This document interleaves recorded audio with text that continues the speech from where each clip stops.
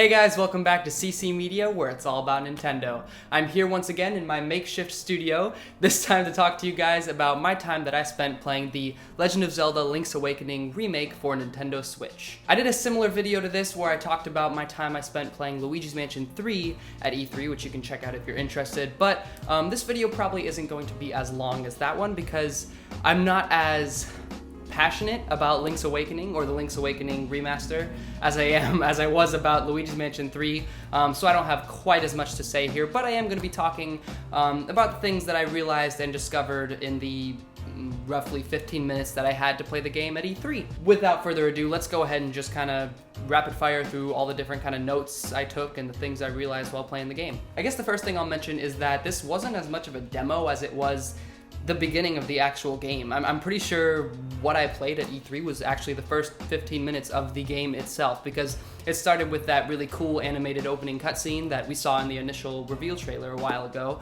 and then it just led right into, you know, Link on the beach, and then he wakes up, and then you just kind of go from there. But the quest that I did, or kind of the whole like 15-minute chunk that I did, was leading up until the first dungeon.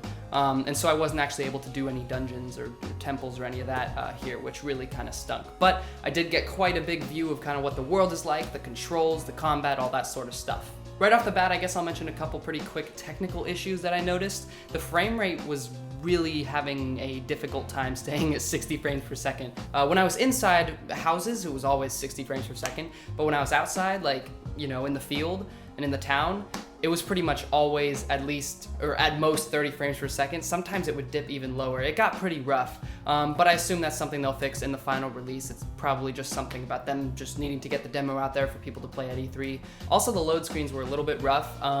Going into a house takes about 5 or 6 seconds. Maybe you'll see it some in the footage that I'm showing over this, over me talking right now, but again, I think that's a thing that I really hope they're gonna fix for the final game.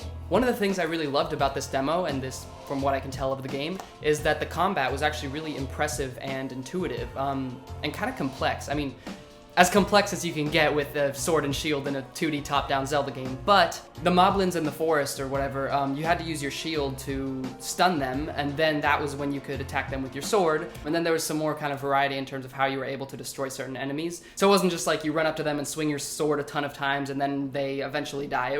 It wasn't as simple as that, which I thought was really cool, so that stood out to me. I realize now I probably should have started with this, but everything that most people like about the game, based on the footage we've already seen up until E3, is still great, is still totally there, and is even better when you're playing the game. The art style, if you do like the art style, which I know a lot of people do, myself included, it's totally awesome playing the game, you know? I mean, it looks great on a TV and it plays really well in terms of kind of fitting in with the vibe of the game. Same with the music. The music is awesome, and the sound design in general, you know, I love Link's sound effects when he swings his sword and that sort of thing. All that stuff is great. It's funny, it's similar to past Zelda games in how the world seems super big and sprawling and like you don't know where to go, but that's until you open the map and then realize how condensed it all actually is and how quickly you can get from point A to point B. Not a bad thing at all, it's just part of it, I guess. It's just something I noticed. Also, the foxes get very mad if you hit them, so do not hit the foxes in the town. I made that mistake, and now I really regret it. I feel bad. This is something that I noticed personally. I haven't heard a lot of people talking about it, and maybe it's because it's a normal thing that I haven't realized until now, but I realized this in the demo, that it has a like an 8-directional, 8-way, you know, control scheme. Like you're always either walking, you know, straight up, diagonally, to the side, etc., etc. Like you can't walk in full 360-degree movement. And maybe that's been the way for all the Zelda games and I didn't even realize it until now, or all the top-down Zelda games. But that's something I noticed in the demo, and I specifically noticed it because I don't really think that gameplay style goes very well with the visual style that they went for with this remake, reimagining, whatever it ends up being officially called. Yeah, I think generally for this Link's Awakening remake, my general kind of consensus is that it's good, but I'm looking forward to seeing what they add to really make it worth it, honestly, because it takes you like 10 minutes to get to your first dungeon, and none of those 10 minutes are, you know, very like exciting. I mean, there's interesting puzzles and the characters are very quirky and unique, and like the visual style is awesome, you know. It's just this, it's a great, cute little fun experience, but I don't know, something about it's just not really standing out to me much.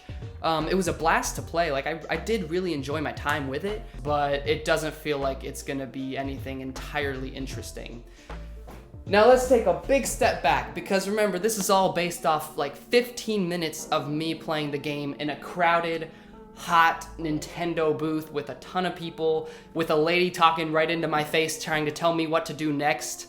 Pretty much the opposite environment you want to play a Zelda game in. You want to sit down and focus. I'm sure the game's gonna be awesome, you know, because it's Nintendo and it's Zelda, but in terms of things to take away from this demo that I really noticed, that I've pretty much talked about everything, because there's not a whole lot to say here. It's just like, art style, I really love, and they go all in with it. That opening animation, super cool animation style. Music's great, sound effects are great, the character is very quirky and cool, you know, the dialogue is great from what I was read. It's just, that's kind of it. So I'm gonna go ahead and end this here, because I feel like I've gotten all my thoughts across. I'm making it sound like this game is way worse than it is. It's great for what it is, but there's not a whole lot more to it. I think that's pretty much the best way to sum things up. Let me know what you guys think of Link's Awakening based on what you've seen. I'm totally probably gonna pick the game probably gonna pick the game up. Thank you guys so much for watching the video. Stay tuned to CC Media for more unique and fun Nintendo related content, and I'll see you guys in the next video.